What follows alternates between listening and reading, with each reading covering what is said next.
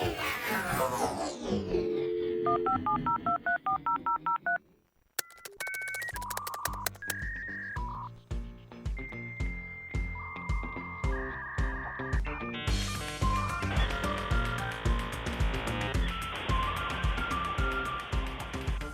we are. Yes, sir. Les Kevin. I just don't like saying that. Les Kevin, right? Les Kevin, more tech from UTEC IT. And today, we're going to talk about some exciting things we're doing internally, right? Yep, we've got some big action going on at UTEC. Big. Global ramifications. Global. Yes. From world headquarters in Ann Arbor, Michigan. That's right. We got big stuff happening. What's happening? So we are launching our own Speakeasy podcasting studio right here in Ann Arbor. So we're not going to get to drive to Brighton every day to do this? Well, you know how it goes. It's a better drive for me. Well, see, we just had the helicopter ordered, so now we start traveling first class to podcasts. Sometimes if you want to sleep in, you could do it here, right? Uh-huh. And you wake up early, drive to Ann Arbor. Who's that talking? Why don't you introduce her, Les? Christine Liphart. Say hello. Hello. Hello. So we have, for our guest today, Christine Liphart, our brand new Director of Digital Marketing. I seen like quadruple here. Like she's got like 4 different roles. What's role is this? So round 3. Round 3. So Christine's moving up, and she's taking on the role of our digital marketing, and she's going to be responsible for launching the Speakeasy podcast within our walls. Should we introduce a good-looking guy across from her? Right across. The sleeveless guy. Who's that? Rob Johnson. Howdy. Rob, tell us. Well, audience knows, but give us a little repeat. So owner of Wayne Media and Speakeasy Podcast Network, of course. So we're going to be obviously working with you guys and Christine on rolling out the studio. Yeah, good. So what are your plans, Christine? I'm excited. So I've been with UTEC since 2016. So started off marketing for 3 years, went into the sales, and I missed working with Kevin every day. So I'm back in the marketing. Words never said before. I was just. So we got that recorded, so we can play that back again, right? Okay.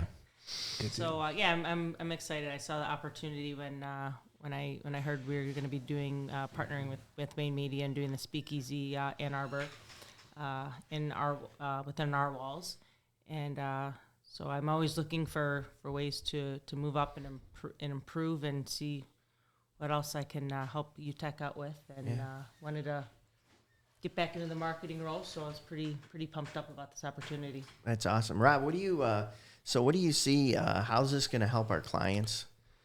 Yeah, so a couple of things. One, every time you have a production studio that's more local to somebody, they have a lot more opportunity to produce original content. So one of the reasons that Wayne Media is only focused on people that are in our area is because it's a much better relationship. So you guys all know you all do sales. So if you can go and meet somebody in person and sit down with them, it's a much more effective conversation. Those side conversations or those hallway conversations that you can't have on Zoom sometimes go, the whole way to whether it's close the sale or build a relationship or earn more trust. So the same thing goes with the studio. When you have a brick and mortar where people can come in and record and interact and you can shoot photos, you can do videos, that helps not only that business produce more content, but it also gives us more ammunition on the marketing side to help them with more professional advertising and just understanding their company more, so we can, whether it's write better copy, write better ads, and just understand their overall business better. Cool. Well, I think when we started out, the relationship's been for over a year now. But when Rob and I first started having conversations, when we were looking at this, we always saw it as a means that having multiple locations, right, to serve all our customers there, and making it easy. And so many of those things, like you said, the hallway conversations, when we have VIPs in the office and we're looking and showing the technology, being able to walk them over and have a conversation about what Rob's team does from a marketing standpoint, what we can do from a podcasting standpoint, and helping a customer out. And it's that mindset, right? That, hey, it's $75K for an IT guy, $75K for a marketing person, for $150, companies are strapped, and then we got 2 people to rely on to take vacations, get sick, Yep. have kids, do Yeah. different things like that. And so now we can give them a team, and now we got a team to go attack this. Team of creatives, a facility. Yeah. And not only that, but you have something that no one else has, which is an actual in-house production studio that's open, where most agencies are just virtual. You go and show somebody your house on FaceTime, and then you go and take them to your house and ask them which one they enjoyed more. Right. And that was the whole idea behind, merging this podcast art form with a creative agency, because now they have much more leverage in the field to actually go and create things locally. So, Christine, what is your first thoughts as you take on this role? I'm excited. I'm excited to help out our current customers in other ways. We need to help them out with from the technology standpoint, IT standpoint, but now we can really help them grow their business through digital marketing. Yes, so I look at it quite often in our role with technology. A lot of organizations sometimes have a difficulty bridging the technology as a way to help grow their business. Right, they see it as a tool, almost an expense. Right, so now you're coming to a client with the opportunity to help them, or actually show them ways that they can grow their business. So I see it as a way to embrace our relationship with our client base, because now we're going to be on their front end helping them drive revenue. And, in a hyper competitive marketplace like we're in today, driving revenue, profitable revenue, Exactly. is very important. Well, but we might be talking to the wrong people right there. If somebody sees technology and marketing as an expense, they could probably turn off the podcast right now. I don't need to go listen any further. The person that sees marketing and technology as an investment, turn it up a little bit and let's talk about that, because that's the conversation we want to have. And that's what, Christine understands that, and she's a great representative. She's been a trusted lieutenant, right, warrior for us for a long time now. And she, but she understands that, and she understands, addressing customer needs and asking questions to find out what solutions they're looking for, what pain points they have, and then offering the right solutions. This is pretty timely too, because Google just announced something that they're doing to change the way that they operate with search. So typically how content used to work is you'd come to me, Les, and you'd say, hey, I want a bunch of content on IT. Right. I'd go and write it for you. But that writing would probably be replicated or closely replicated from a lot of other blogs. Google's now striking all of this. They're saying we're going to promote original content. That's why TikTok's been so popular lately, because it's original content. So Google is going to take that same trend and start pushing original content. So podcasting. So we got to start doing TikToks now? Yeah. So get your dancing shoes on, do a couple TikToks here and there. But the more original your content is on your website, the higher you're going to rank in Google. So Google is now going to have an algorithm that's going to compare, is this all boring? Is this all similar across industry? Or is it something that's completely different? So having the podcast clips, the video clips on the website and on social is just going to drive up having that CEO, transcripts right? from the podcast, Right. having more videos that are linking back to YouTube, which Google owns. Like, all of that's going to be really valuable on the SEO market over the next year. Rob, do you have any of your clients that have taken their podcast video and taken it to TikTok? Oh, yeah, absolutely. We're rolling out TikTok for most of our podcasters right now. Good. That's Kevin. Well, we'll have to tell Mr. Cosgrove out there we're coming for him on TikTok. Oh, yeah. It's going to be a high bar to clear. So we'll tell them, though. And that's the thing, is most people are discovering podcasts through TikTok now. So we're taking a lot of those smaller clips, and putting up the YouTube link to the full video. But, one of our clients, they had, I think, like 2,500 views day one, and 2 new clients just from TikTok. Yes. It's pretty crazy. Yeah, that's a great. I'm glad you're doing that. Yeah, and full credit where credit is due. Madison, who's on our team, she's the one that's been kind of quarterbacking this TikTok effort and doing a really good job. Nice, because you already have the video and you've got the content created. It's just being repurposed in another You just format. turn it from a horizontal video to a vertical video, add in some captions and a couple of ridiculous hashtags, and you're off to the races. That's awesome, and we'll be able to provide that for our clients now. Absolutely, Right, growing the Speakeasy network, that's right. and you're in charge. I am. So as you go to meet with people? Again, what are we looking for, or what's the value we're going to bring to them with this? I think excitement. Rob and I had this conversation yesterday. If I seem more excited about the podcast than they do, it's probably not going to be a good fit. Right. I mean, they've got to see the opportunity and how this can help their business, help their brand, help their marketing, and really give them, be able to give their clients, their customers, whoever they're going after, but really an insight of who they are as a company. So I think that's one thing is really to make sure that they see, have the excitement, but then really can see what this can do for them. Yeah, we absolutely want to avoid people that are sprinters that are like, oh, I just had a podcast. It's been 2 episodes. Why am I not Joe Rogan yet? It's like, well, there's several reasons, but chief of most is time. So that's what we want. We want people that are going to think about this from a long-term proposition. So you're absolutely right. And I've always told people, if I wanted to be in the roofing industry, I would be. And if I'm more excited than you are about doing marketing for your roofing company, then we have a serious problem here. Yeah, since we started doing the podcast, our followers on our LinkedIn profile, every month it keeps growing and growing, and our traffic on our website keeps growing. So I mean, it also has different benefits that are measurable. Yeah.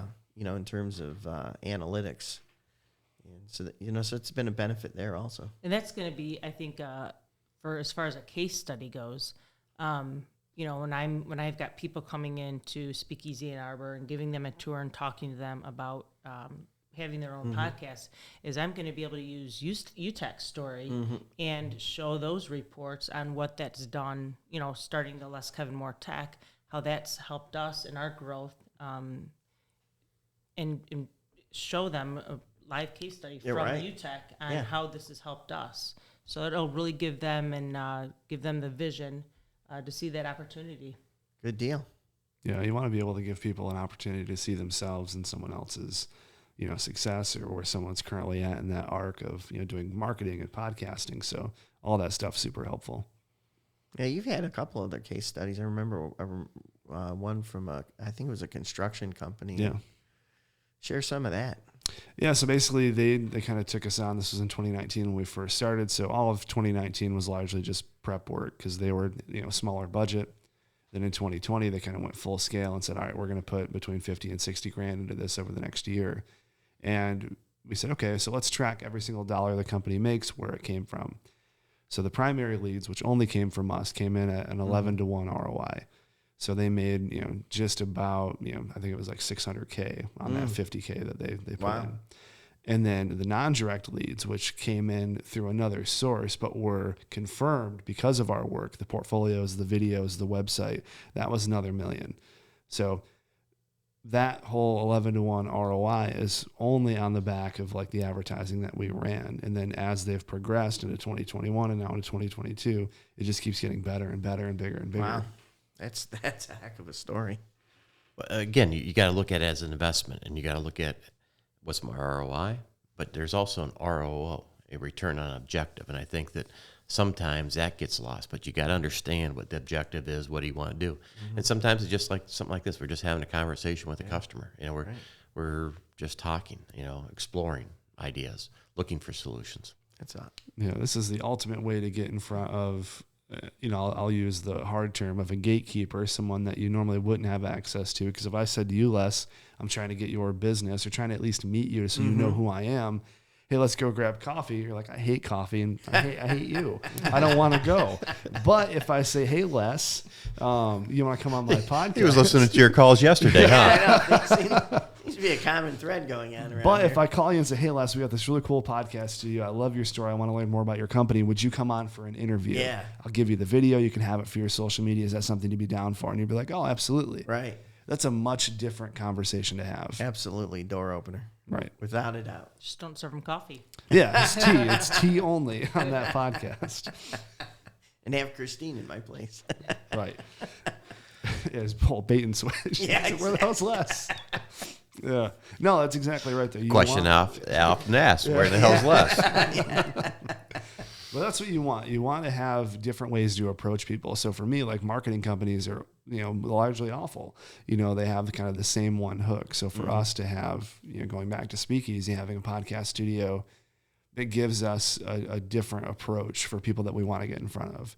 And business owners have used that time and time again in their business models. Yeah. Wow. Where they invite like realtors, like we serve a ton of realtors here, and they can build relationships with mortgage brokers or commercial lenders or whatever it is, and have long form conversations that they couldn't have or wouldn't have the opportunity to have elsewhere. Yeah, and you're going to be out there offering it to our client base. Yeah, can't wait. Yeah, that's great. So when is all this going down? Well, this episode will air in the first week of September, so we should have our doors open September 1. Very good. So I'm excited. I am too. Me too. Okay. And we've got a wonderful person to carry out that mission and vision for us. And again, understanding the tech stack, being able to talk to everybody about what we can and can't do for them. I think you're a great representative. So I appreciate you, Christine, volunteering to take this on and moving the ball forward. Yeah, I'm excited for the challenge and the opportunity. So should we ask her the ending question of all of our podcast? Uh-oh. What's your favorite bourbon? Whatever's put in front of her. What is this you're drinking here? Oh, this right here is something we've stolen out of your cabinet there. It's Yes. way too light for that. I'll tell you that right now. No, I think we got Angel's Envy. Okay, very good. Angel's Envy. So I'm not a big bourbon drinker, but at our March Madness open house, we But had, when she does, no. she drinks the whole bottle. At our March Madness open house, we had it was For Kings? FK&G? FK&G, but then also Ugly Dog, and they had a Michigan cherry. They had the cherries from Traverse City, and then the peanut butter one, and I was like, oh, this is really good. So I think I like the flavor ones. I just saw somebody had posted on their forum that said that the peanut butter, you got to have it chilled. If it's chilled, and kept in the freezer, it's fantastic. Well, anybody that eats peanut butter is chill. All right, so let's go. Hey, congratulations. All right, Keep thank up good you. work, and looking forward to seeing some fabulous results out of you. Thank you. And thank you, Rob, for your Rob, team. toast. And I don't have bam, a glass, but I Rob's driving, Yeah, I'm so he doesn't get to drink. yeah.